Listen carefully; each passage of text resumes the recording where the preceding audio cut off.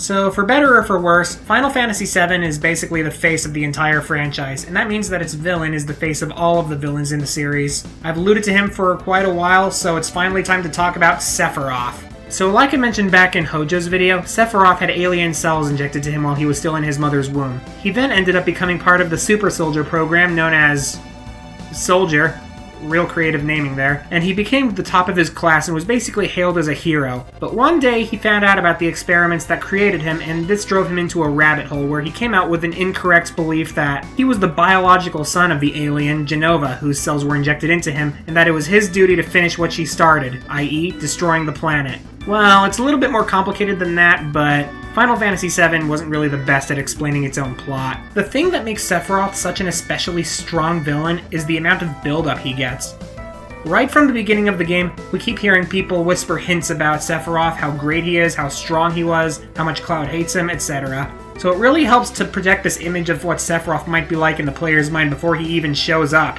This is especially great when you realize that Sephiroth is literally in the main character's head from the very beginning, so all of these hints help to reinforce that fact. Early on, we're shown in flashback just how strong Sephiroth was in his prime, and in the current day, we see more evidence of how powerful he is, and it's honestly really scary and does a great job building up to the confrontation. The funny thing about this guy is that he almost never shows up in person, but his influence is felt throughout the entire game. That's just how omnipresent of a threat he is. However, this does mean that Sephiroth is one of those villains who's kind of short on personality, but at the same time, he doesn't really need one. He's more of a force of nature than anything else. But that's not to say that Sephiroth is completely devoid of personality. For example, after Cloud is mourning the death of Aerith, which we'll get to in a bit, Sephiroth's only response is, "Don't worry, soon she will be a part of me!"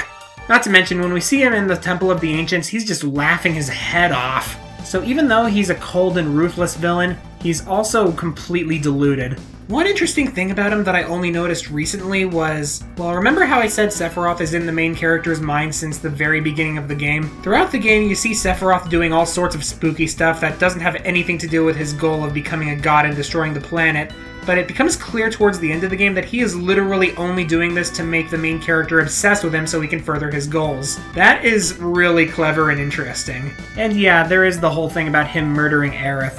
Like I mentioned before with X-Death, it's rare for a villain in this series to kill off one of the main characters permanently, and Sephiroth is one of the few who actually succeeded. Now let's move on to his extremely memorable design. I mean, just look at him. The long silver hair, that black trench coat, that sword that's about as long as he is tall. His design is pretty simple compared to some of the other villains we've seen, but it's still one of the most menacing and the most memorable.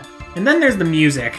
Do I even need to explain anything here? His music is just absolutely great. Between his normal theme music, those chosen by the planet, to his final battle theme, One Winged Angel, all of the musical tracks associated with Sephiroth are just masterpieces. Tying into that last one though, at the end of the game we have an iconic battle with Sephiroth's Seraph form, or Safer Sephiroth as the butchered translation called it, which is one of the most easily recognizable final bosses in the series. However, the final battles against Sephiroth are really kind of easy and unimpressive. His first form, Bizarro Sephiroth, is an absolute cakewalk to beat, and his second form, Safer Sephiroth, isn't really that much better.